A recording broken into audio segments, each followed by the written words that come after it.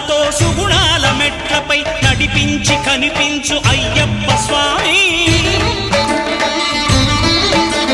మకర సంక్రాంతి సజ్జోతివై అరుదెంచి మహిమలను చూపించు మణికంఠ స్వామి